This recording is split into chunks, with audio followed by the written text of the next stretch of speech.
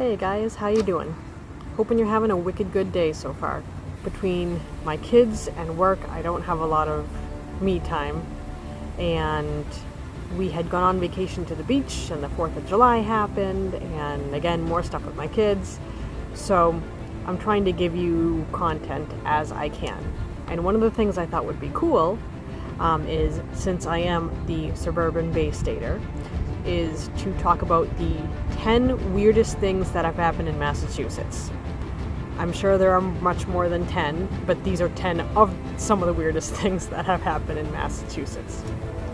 Without further ado, number 1, the Great Molasses Flood, otherwise known as the Boston Molasses Disaster.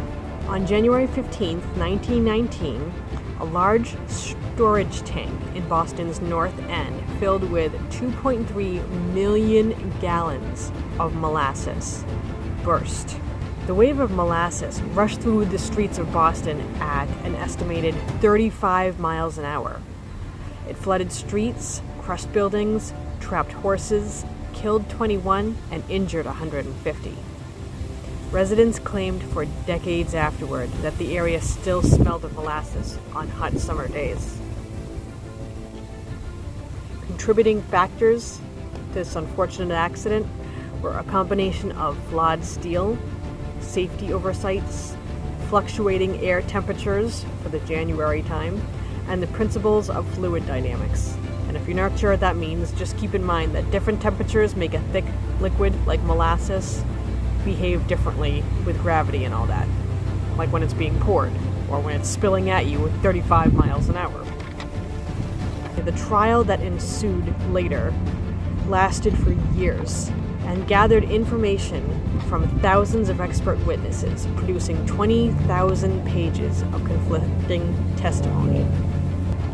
Number 2, the Boston Athenaeum Skin Book, also known as the book bound in human flesh. The Boston Athenaeum, for those of you who don't know, is one of the oldest libraries in the U.S. It's also one of a number of membership libraries for which patrons pay a yearly subscription fee to use the Athenaeum services. A man by the name of James Allen had turned to crime at a younger age, and unfortunately he also had many aliases, including George Walton, Jonas Pierce, James H. York, and Burley Grove. He was born in 1809 and was most known as a highwayman.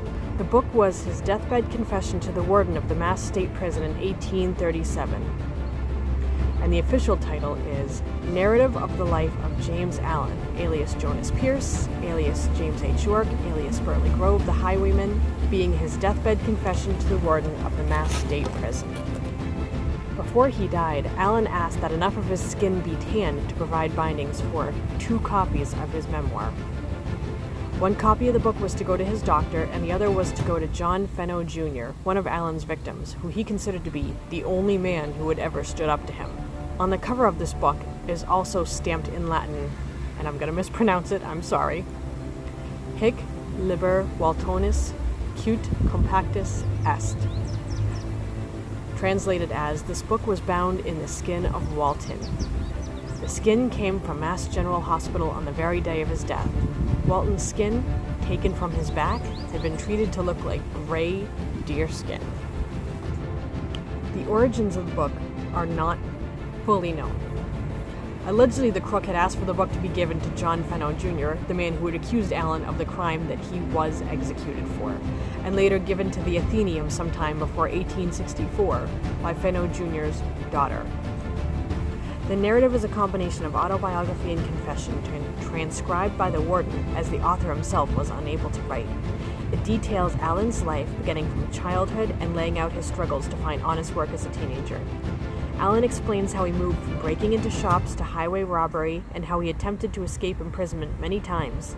The book ends with a note from the warden regarding Allen's state of mind towards the end of his life.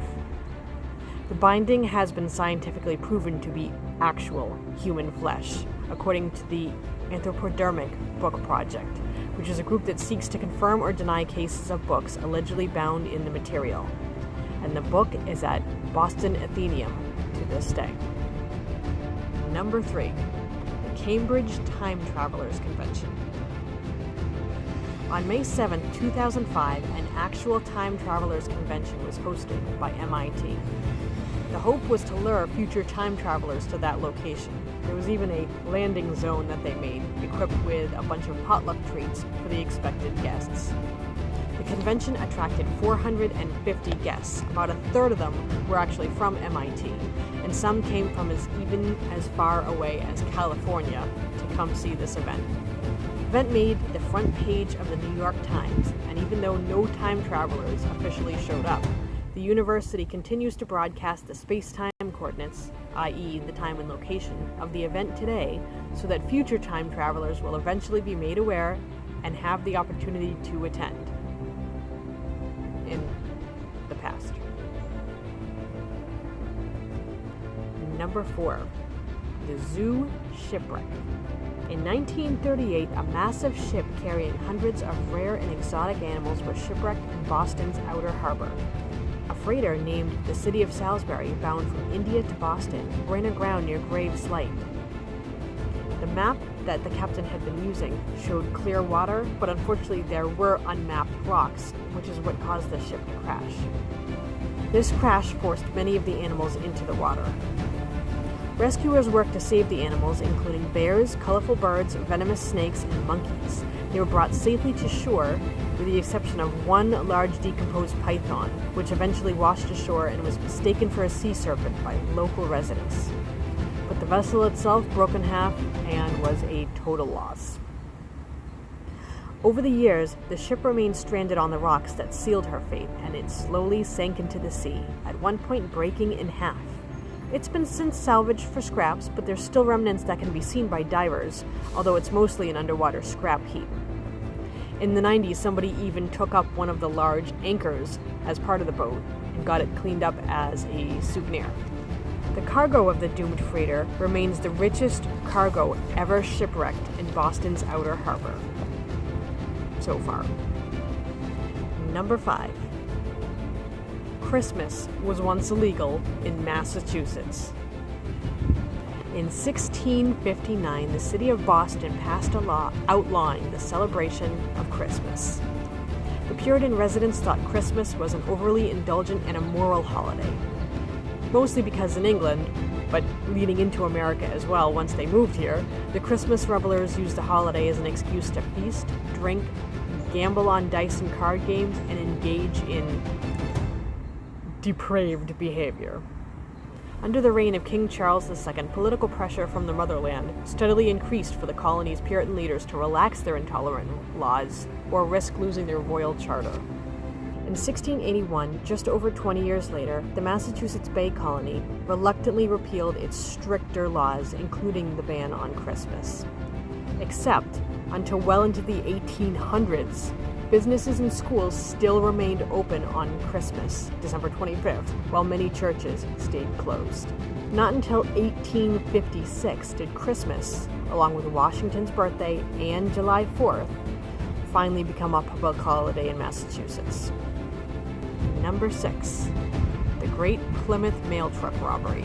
On August 14th, 1962, a U.S. mail truck delivering $1.5 million from Cape Cod to the Federal Reserve Bank in Boston was robbed in gunpoint by two men dressed as cops.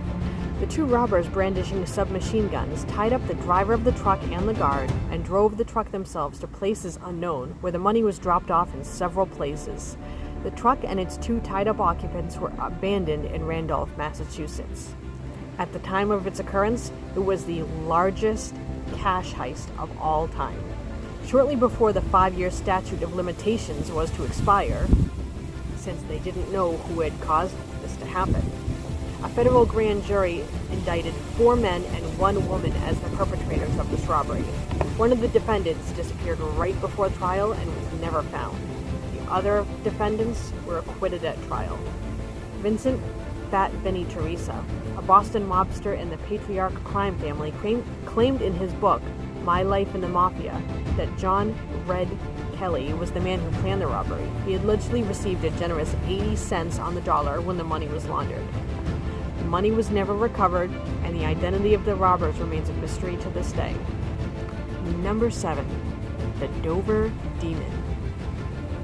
In the spring of 1977, Dover, which is southwest of Boston, just for the curious, experienced a rash of strange creature sightings. Several local youths alleged that they witnessed a bizarre creature, later nicknamed the Dover Demon, prowling the woods around Farm Street. The creature was described as having a large white head, huge eyes, and thin, tendril-like arms and legs. It had eyes that glowed, usually orange or sometimes green. It had no mouth, ears, or nose. It's been cited several more times since the 1970s, but no one's ever been able to capture this demon on film.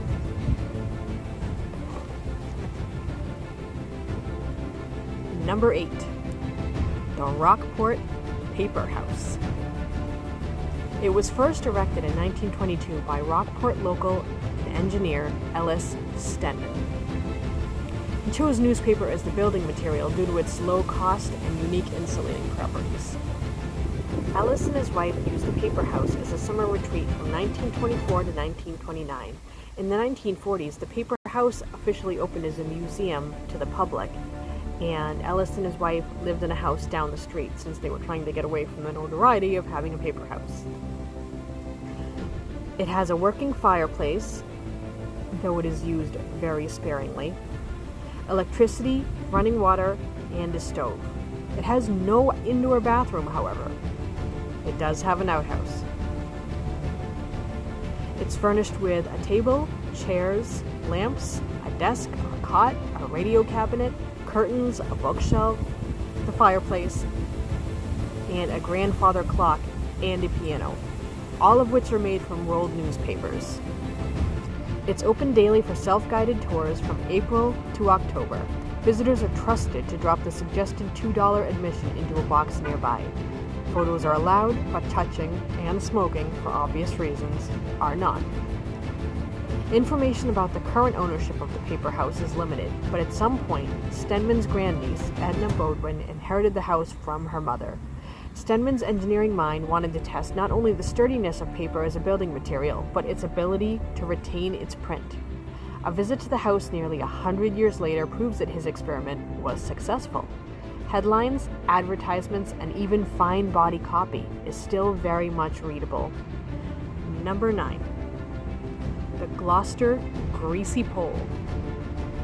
The Greasy Pole is a yearly contest in Gloucester, Massachusetts that first took place in 1931 as part of St. Peter's Fiesta Festival, patron saint of fishermen, which started in 1927. The Greasy Pole is a large wooden telephone pole about 40 to 45 feet long that's slathered in biodegradable grease. Lard, Tabasco sauce, rotten fish, banana peels, orange peels, eggs, fish guts, you name it, slid all over the pole. Then it's attached to a 12 by 12 platform that stands about 200 yards off Pavilion Beach. The goal of each competitor is to make it across the greased up pole and snatch a flag that's attached to the end of it. During the first round of walks, called the courtesy round, competitors aren't allowed to touch the flag. But after that first round is done, the flag is fair game.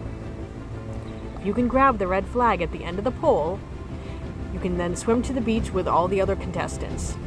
And then, once a winner is declared, they're lifted onto the shoulders of his fellow walkers and paraded all around the town. It actually returned for the first time this year in 3 years because of all the pandemic stuff that's happened.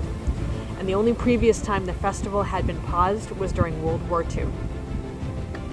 Also, the record number of individual flag grabs is 11. Number 10 on the weirdest things that have happened in Massachusetts. Stonehenge. Stonehenge is in Lincoln, Massachusetts. Jimmy Pingen and his wife Elizabeth Graber, who own the land and live nearby, say they turned the first pony loose around 2010 from a headless horseman prop discarded after a Halloween celebration in a field off Old Sudbury Road. Mr. Pingen said, "We didn't know what to do with the horse afterwards, so we thought, let's leave it in the field." They thought other kids might like to play with it too. Then a neighbor saw it, thought it was funny, and added one. And then one more got added, and then others did. Now, Pigeon says sometimes several horses arrive in a single day. To keep the population in check, he says that he puts the rattiest looking ones out to pasture and often has to take them to the dump. Since then, the ranks have grown to include more and more toys and rusty rocking horses. Sometimes the horses are arranged in a circle, other times they're seen in different patterns.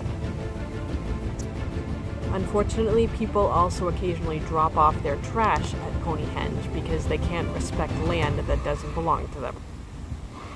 Such as a couch that Mr. Pigeon had to chop up before loading into his car, in which housed a family of mice. Come on, guys, don't do that. Don't ruin it for other people. That's not cool. While it's on privately owned land, Ponehenge is open to anyone who wants to visit. Pigeon also encourages visitors to take horses from the field for their families, so Pigeon doesn't have to lug as many out to the dump. Some people find it creepy, other people find it endearing. One thing is for sure, Ponehenge definitely has its own type of whimsy.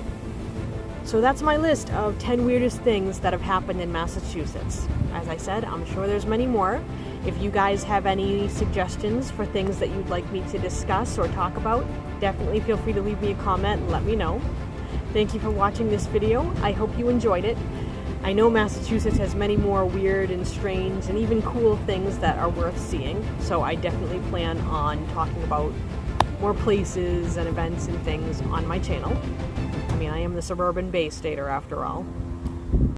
And if you like what you see, please like and subscribe this video, and hopefully there will be another video coming soon. So until the next time I see you, or at least until you see me, have a wicked good day and take care.